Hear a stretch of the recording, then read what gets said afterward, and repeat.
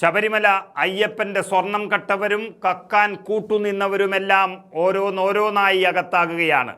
സ്വർണ്ണക്കൊള്ളക്കേസിൽ ദേവസ്വം ബോർഡിൻ്റെ മുൻ അധ്യക്ഷൻ PS പ്രശാന്തിനെ കസ്റ്റഡിയിലെടുത്ത് പ്രത്യേക അന്വേഷണ സംഘം അറസ്റ്റ് രേഖപ്പെടുത്തി എന്നുള്ള വിവരമാണിപ്പോൾ പുറത്തുവരുന്നത്.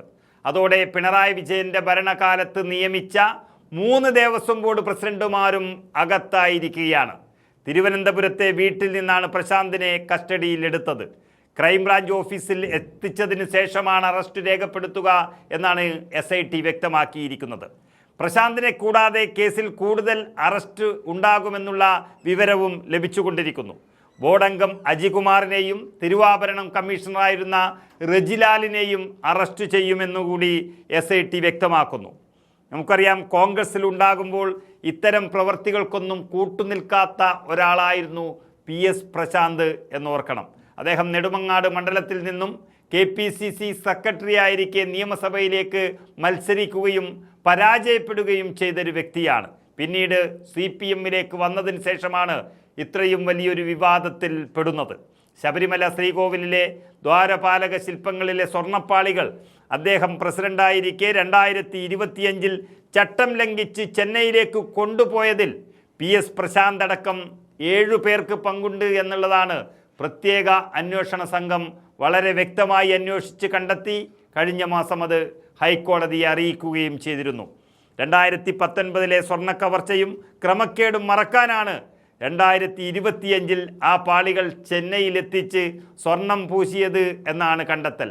അതായത് PS പ്രശാന്ത് വ്യക്തമായി അതിനു മുൻപുള്ള കൊള്ളക്കാരുടെ വാക്കുകൾ അനുസരിച്ച് പ്രവർത്തിച്ചു എന്നുള്ളതാണ് വ്യക്തമായിരിക്കുന്നത്.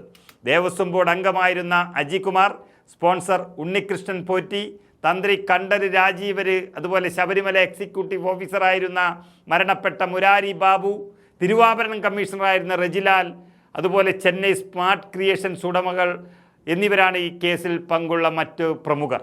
ബോർഡ് അംഗമായിരുന്ന സുന്ദരേശൻ, അതുപോലെ ബോർഡ് സെക്രട്ടറി ബിന്ദു, തന്ത്രി മഹേശ്വരി മോഹനര്, അതുപോലെ മറ്റു ഓഫീസർമാർ, അഡ്മിനിസ്ട്രേറ്റീവ് ഓഫീസർ ശ്രീനിവാസ് അടക്കമുള്ളവർ ഇതിൽ പ്രതികളാകും എന്നുള്ളത് ഉറപ്പായി കഴിഞ്ഞു.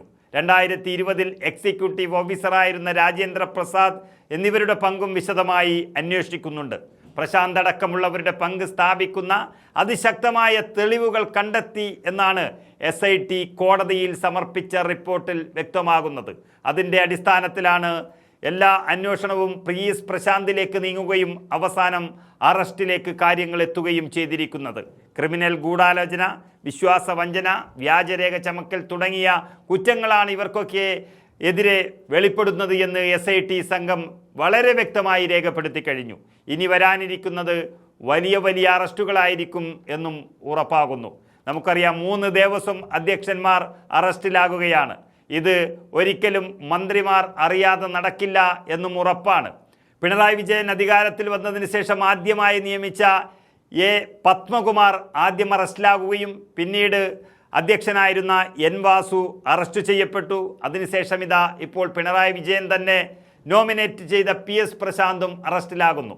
അപ്പോൾ തീർച്ചയായും 100% പറയാം, ഇതിന് എല്ലാ കൂട്ടുത്തരവാദിത്വത്തോടെയും ആ സമയത്തെ മന്ത്രിമാർ ഉണ്ടാകും എന്നുള്ളത് ഉറപ്പാണ്.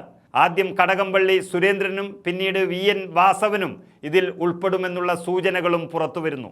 അതേതായാലും കോടതിയുടെ നിർദ്ദേശത്തോടെ തന്നെ SIT അന്വേഷിച്ച് കണ്ടെത്തും എന്നുള്ളത് വിശ്വാസികൾക്ക് ഉറപ്പാണ്.